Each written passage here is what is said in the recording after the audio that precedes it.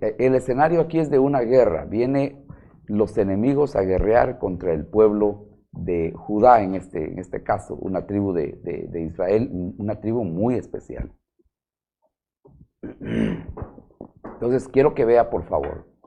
Dice el versículo 3 de 2 de Crónicas 12, con 1200 carros venía este rey, y con 60,000 hombres de a caballo, más el pueblo que venía con él, de Egipto, esto es, de los libios, de los suquienos y etíopes, y dice que no tenían número. Si a ese pueblo de 60,000, usted le suma toda la cantidad de pueblo que fue difícil de contar, que no tenía número, venía a pelear contra Judá. Ahora, aquí no se dice cuántos carros tenía Judá, cuánta gente de guerra tenía Judá, pero probablemente, porque está mencionando la cantidad de los enemigos, los de Judá eran menores. No tendría razón de que se narra una historia tan interesante si Judá tuviera más gente que ellos, pero aquí viene con mucha gente, gente de pelea, de guerra contra la tribu de Judá. Más gente de otros pueblos, como se menciona al final del versículo, se sumaron otros, quiere decir que hay muchos enemigos del pueblo de Dios, de los hijos de Dios, que se suman gratis para venir a hacer daño a la vida de los hijos de Dios. En el versículo número 5 dice así: entonces vino el profeta Semanías a Roboam, que era el rey de Judá, y a los príncipes de Judá, que estaban reunidos en Jerusalén por causa de Sisac, que era el rey enemigo que venía con su ejército para pelear.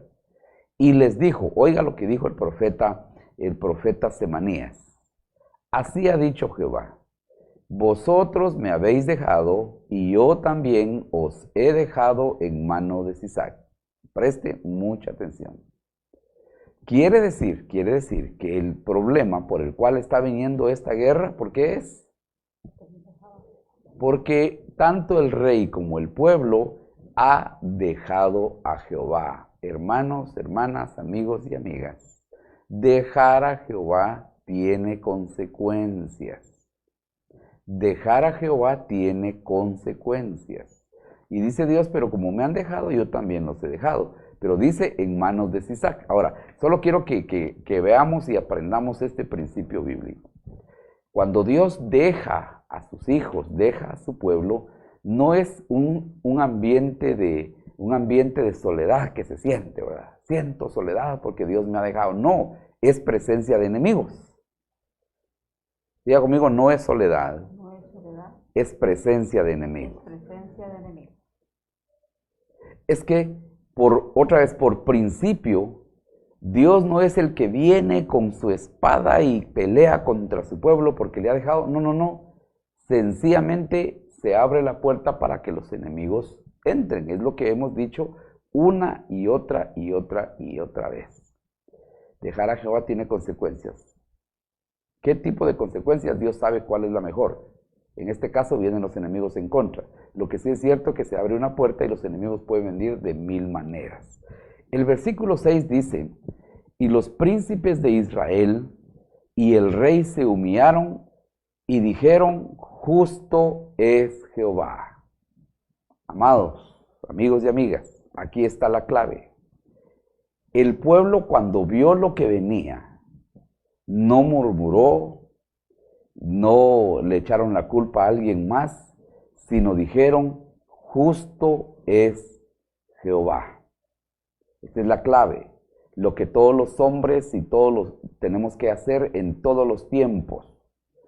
Actuar razonablemente en medio de las crisis y reconocer que Jehová es justo. Aquí dice que el príncipe, los reyes, el rey y el pueblo se humillaron delante de Jehová y dijeron, justo es Jehová. Diga conmigo, justo es Jehová. Justo es Jehová. Esto no es un reclamo. ¿Por qué yo? ¿Por qué esto? ¿Por qué no a otros? Etcétera, etcétera. Ellos dijeron, justo es Jehová. Le diré, esto de decir que Jehová es justo es darle la cara a la causa del sufrimiento. Esta serie de programas de oración los viernes inicia para darle la cara a las situaciones difíciles que estamos viviendo. Por cuanto dijimos que Dios no es injusto, y Job dijo, Jehová no tiene despropósito alguno en lo que hace. Entonces hay que invertir entendimiento, reflexión, tiempo. Cada vez que viene algo difícil, yo estoy seguro que Dios nos da la oportunidad de que entendamos el por qué está sucediendo. Présteme atención. Y el miércoles, si usted estuvo en la iglesia, repasamos una y otra vez una frase, y mi alma lo sabe muy bien. Yo estoy seguro que no vendría nada a la vida de los seres humanos de forma negativa o compleja, difícil, si Dios no nos dijera al mismo tiempo el porqué o la razón del por qué estamos pasando una situación difícil. Nuestra alma lo sabe. Inclusive en otro mensaje dijimos que la gente de afuera mira al pueblo de Dios y dice, esto les pasó porque dejaron a Jehová su Dios. O sea, si lo saben los de afuera, ¿cómo no lo vamos a saber nosotros? Por favor, iglesia, ese es el tema. Si solo eso aprendiéramos el día de hoy, dejáramos de estar pidiendo oraciones vagas. Oren por mí, por esto. Oh, no. Tendríamos que llegar al centro del por qué estamos viviendo esto. Aquí este pueblo, este rey y los príncipes dijeron, hemos dejado a Jehová. Él es justo. Eso significa darle la cara a la causa del porqué del sufrimiento de hoy. Eso es introspección, verme a mí mismo. Es reconocer lo que yo he hecho. No es echarle la culpa a nadie. No es justificarme. Es decir, y le voy a mencionar una palabra aquí, es decir con toda honestidad, Señor, yo sabía que esto iba a venir. Lo que no sabía es de qué tamaño, ni de qué forma. Pero algo tendría que venir, porque uno sí sabe cuando le ha fallado a Dios, cuando ha dejado a Dios. Iglesia, amigos, amigas, todo lo que estamos viviendo hoy, de que sí, que la tecnología, que los ricos del mundo, que estos países, que la mascarilla, que la vacuna, no. Eso es querer justificarnos. A algunos les ha dado, a otros no les ha dado. Otros nunca les va a dar, otros ya se murieron. Diga conmigo, porque Jehová es justo. Porque Jehová es justo. En todo lo que está pasando hoy se nota la justicia de Dios. ¿Estará usted de acuerdo conmigo? No hay nadie que no peque, no hay nadie perfecto en esta tierra. Eso no lo dudamos, yo no dudo. No hay un solo perfecto. La duda está en que si hay hombres que se humillan delante de Dios por causa de su pecado, que reconocen su pecado, que entienden la justicia de Dios en medio de las situaciones difíciles. Ahí sí tengo duda. De que todos pecamos, no tengo duda. Pero sí dudo de muchos, quizá la mayoría, de que se humillen delante de Dios por causa de su pecado. En el versículo 7 hay una actitud que definitivamente Dios ve. Es interesante el versículo 7. Y cuando Jehová vio que se habían humillado, por eso el tema de hoy es el poder de la humillación.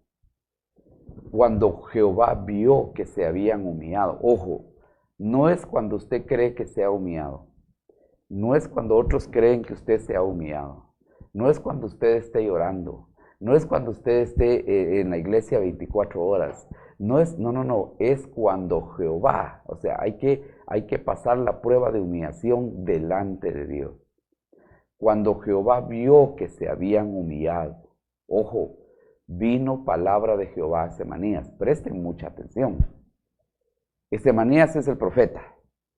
Cuando Dios, él lo vio desde arriba, que el pueblo se había humillado, vino una palabra al profeta. Preste atención, el profeta iba a dar la solución. Diga conmigo, cuando nos humillamos, viene la solución de parte de Dios. Sea por el profeta, sea por un mensaje, sea por la Biblia, por la televisión, por lo que sea, pero viene la palabra de Dios. Porque Dios vio que se habían humillado. Entonces le dijo al profeta, se han humillado. Eso es lo que quiero decir. Lo que quiero decirles es que el profeta de inmediato supo, se han humillado. Y sigue diciendo, y cuando Jehová vio que se habían humillado, vino palabra de Jehová a Semanías diciendo, se han humillado. Interesante. No los destruiré. O sea, ¿cuál era la intención? No es que era la intención de Dios, no. ¿Cuál era la consecuencia del pecado por causa de la justicia de Dios? Que es que iban a ser destruidos. Quiere decir que cuando uno está pecando, este pecado en sí mismo ya tiene una consecuencia que ya está establecida. Para este caso, por haber dejado a Dios, iban a ser destruidos.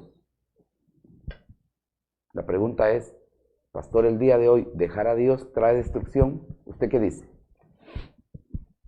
Sigue trayendo destrucción. Pero cuando el pueblo se humilló, entonces dice que el profeta recibió la palabra de Dios, se humillaron, ya no van a ser destruidos. Ya con eso ya es una gran respuesta. No los destruiré. Antes dice, los salvaré en breve. Pero, ojo, ese breve es un espacio de tiempo. Y no derramará, dice, y no se derramará mi ira contra Jerusalén por mano de Sisac. Quiere decir que, ojo, el pecado de dejar a Dios atrae la ira de Dios. Y esa ira destruye. Pero como se humillaron, se arrepintieron, Dios manda la solución y dice, bueno, ok, ya se humillaron, no los voy a destruir. No voy a derramar mi ira que trae destrucción sobre mi pueblo, sobre una familia, sobre una persona. No lo voy a hacer porque se han humillado. Ahora bien, en el versículo 8 dice así, pero serán, dice, sus siervos para que sepan lo que es servirme a mí y qué es servir a los reinos de las naciones. Preste atención. La consecuencia de dejar a Jehová era la destrucción. Sí, pero como se humillaron, ahora cambió. Y dice Dios, ya no van a ser destruidos, pero van a ser siervos un tiempo. Por eso es que los voy a salvar en breve. Van a ser siervos un tiempo para que sepan qué es servirme a mí y qué es servir a los reinos de las naciones. Quiere decir que ellos dejaron a Jehová por ir a servir a los reinos de las naciones. Ojo acá. Este mensaje es muy completo. Si usted quiere saber qué es dejar a Jehová o cómo se conoce cuando alguien ha dejado a Jehová, ya no le está sirviendo a Jehová, sino está sirviendo a los reinos de las naciones. Pero es que a veces no se entiende. Es que me pasó algo malo y no sé si estoy separado de Dios, no sé. Bueno, entonces Dios da aquí dos cosas. Perdona ese pecado, no los va a destruir, pero también quiere darles una lección, quiere darles el porqué, quiere decirles dónde estuvo la falla. Ustedes se fueron a servir a otras naciones. Ustedes se fueron a servir al pecado, se fueron a servir quizá a las cosas materiales, quizá a los hombres mismos. Me dejaron de servir a mí por servir a los reinos de las naciones.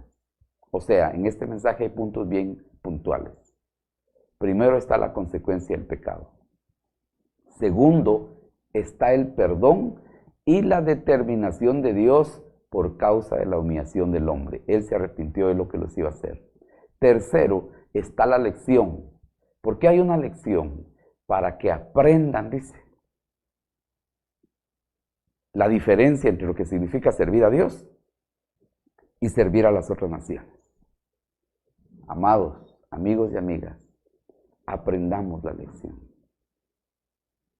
Definamos hoy personal, responsable y continuamente servir a Dios. Y yo diría, eso soluciona todo tipo de problemas. No dejar a Dios. Interesante porque ahora no dice me dejaron, sino dice que se fueron a servir a otras naciones. No habla de una persona indiferente a Dios, habla de un siervo de Dios, una sierva de Dios. La tercera lección es para que sepan hacer la diferencia, porque a veces uno no lo cree. Sí, pero es que como estoy sirviendo allá y en mi economía yo también sirvo a Dios, pero es que hay que entender que si esa economía en realidad está relacionada con lo de Dios y si estás haciendo lo correcto delante de Dios. Sí, pero hay quienes por la economía dejan a Dios. Dejé lo primero para lo último, por alguna muy buena razón. Regresemos al versículo 1 y 2 de este pasaje. Si tiene su Biblia y si no, aproveche ahí en pantalla, creo que se lo están poniendo. Mira lo que dice el versículo 1 y 2. Cuando Roboam había consolidado el reino, dejó la ley de Jehová y todo Israel con él. Preste atención. Más específico. Ay, pastor, yo no entendía que si es malo servir a los otros reinos o al dinero. No, no, ese no es el problema. Aquí dice que dejaron la ley de Jehová y todo Israel con él. Y por cuanto se habían rebelado contra Jehová, ahora ya está el Señor poniendo las otras palabras claves importantes. Dejar la ley de Jehová ya no es simplemente dejar de leer la Biblia o dejar de ir a la iglesia, no. Ya Dios lo toma como rebelión. Y por cuanto se habían rebelado contra Jehová, en el 5.º año del rey Roboam, subió Sisac, rey de Egipto, contra Jerusalén. Dios permitió que Roboam consolidara su reino. Fue Dios quien lo permitió. Cuando Dios te esté consolidando familiarmente, económicamente, materialmente, en salud, cuando Dios te esté bendiciendo y tú sepas que vas bien, no son tus méritos, son los méritos de Dios. Cuando esas bendiciones, cuando esas consolidaciones de bendiciones vienen a nosotros y dejamos a Jehová, estamos diciendo, eso lo hice yo. Y entonces dejas a Jehová, dejas de servir a Dios, te vuelves rebelde, como lo dice la Escritura, se te cuenta como pecado, atraes destrucción.